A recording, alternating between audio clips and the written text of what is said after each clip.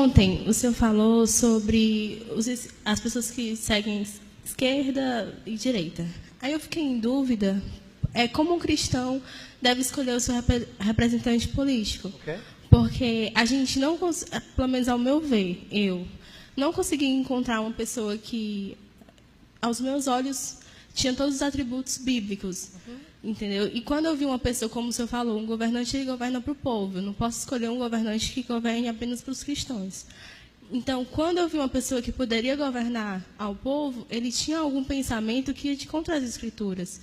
Aí, como eu posso me posicionar em relação a isso? Porque eu não posso apoiar uma pessoa que, ao meu ver, pode tomar posições a favor do povo, mas que também defende o aborto ou o casamento homossexual. Aí eu fiquei em dúvida como é que um cristão pode reagir nesse aspecto. Ok, é uma boa pergunta.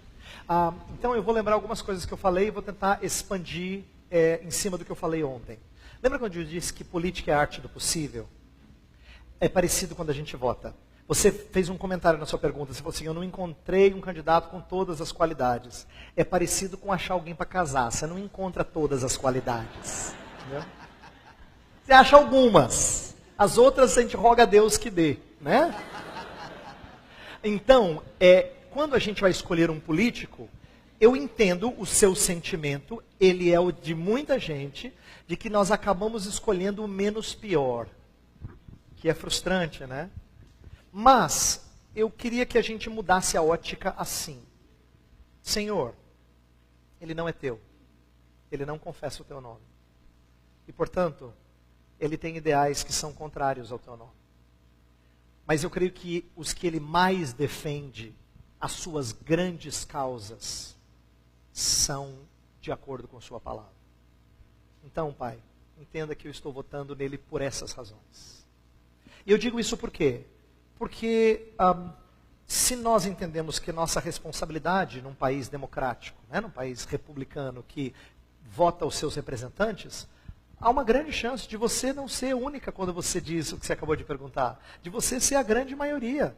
A grande maioria entende que o seu candidato não é o ideal.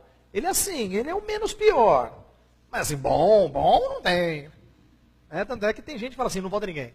Acho que a coisa mais crente é votar em branco. Mas lembra, votar em branco é não participar desse dever. Aí você vai dizer, não, mas eu votei. Entenda, você está dizendo que você não vota em alguém para ninguém nunca dizer, tá vendo? Foi o cara que você colocou, tá aí, ó. Olha só que deu. Né? Então, é parecido com fazer votos. Uma vez meu pai me ensinou uma lição. Ele falou assim, sobre a importância de fazer votos e cumprir, aquele texto de Eclesiastes tão conhecido, se você vai fazer voto e não vai cumprir, é melhor que não faça votos. Aí eu lembro que eu falei para o meu pai assim, pai, se fazer votos é uma coisa assim tão séria, então acho que eu não vou fazer. Ele falou, meu filho, não fazer votos é não querer compromisso. É verdade. Se eu não faço votos, eu não quero compromisso, entendeu? Para não dar errado o que eu faço, eu nem me envolvo. Então, votar em branco não é a saída. Eu acho que não. Eu acho que a gente precisa procurar aquela que é a maior bandeira. Quando a gente vê grandes bandeiras que são ruins, eu acho que a gente tem todo o direito de dizer, eu não voto nesse cara. Porque as grandes bandeiras que ele balança, eu não concordo. Lembra, tem certas coisas que se tornam públicas e outras que não. Por exemplo, tem candidatos que talvez nunca exponham o que eles acham sobre como tratar a esposa, mas não é bom. Não é crente. Mas acontece. A gente tem candidatos que são ímpios e fazem coisas erradas.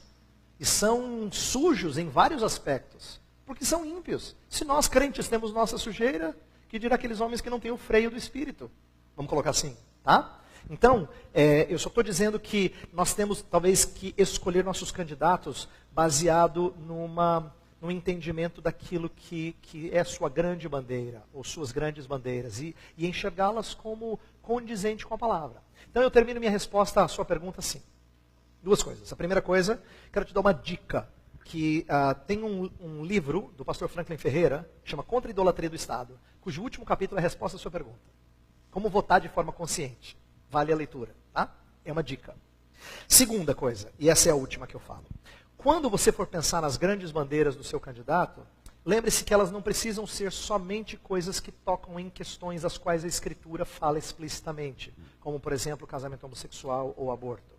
Porque essas a gente sabe e a gente é contra por causa das nossas raízes cristãs e tem várias razões claramente bíblicas para a gente pensar assim.